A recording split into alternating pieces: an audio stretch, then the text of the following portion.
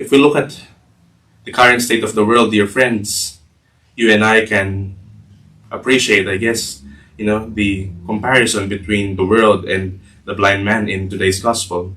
There is a certain blindness that the world, in a way, embraces and enjoys. You would think that at this day and age, with all of our technology, our connection, that there'd be no more war, that we'd learn from the past. And yet, here we are. It's always in the news. We always hear about it. And so we are reminded always, dear friends, of that blindness that continues to infect us. But there is hope. That's not the end of the story. This Jesus, our beloved Jesus, keeps on coming to us in different forms and guises, if you will.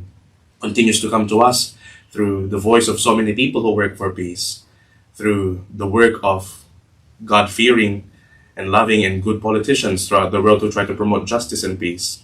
He comes to us, of course, through the means that we are very familiar with, in the silence of our prayer, in the love and peace of family life, in the joy and the life of the church, in the sacraments.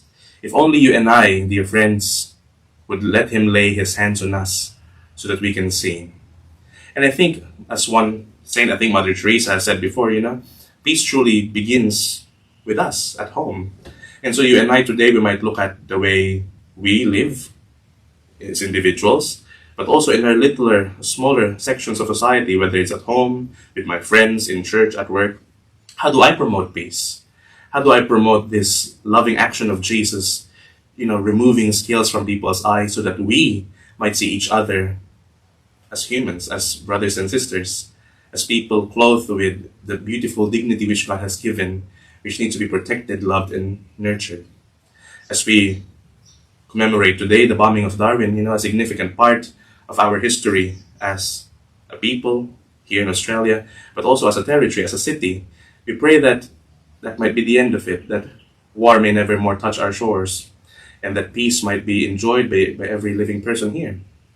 In today's first reading, dear friends, there's a beautiful thing that Noah does, after he receives that message of peace, really, if you will, of the cessation of the floods, from the dove that brings forth this olive branch. Noah comes forth and offers a beautiful sacrifice, and the smell is pleasing to God. Whenever we come to the Eucharist, of course, dear friends, it is a sacrifice of Jesus Christ, always pleasing to the Father. It is his perfect sacrifice. But you and I, we also need to bring our own selves into this offering, join our offering with that of Christ, our lives, our joys, our sorrows, our sacrifices, the heat of Darwin that we endure, our sicknesses. We need to bring it there so that it could also be part of the sacrifice. And we know, dear friends, that whenever we give God something, it comes back to us 100-fold and always glorified.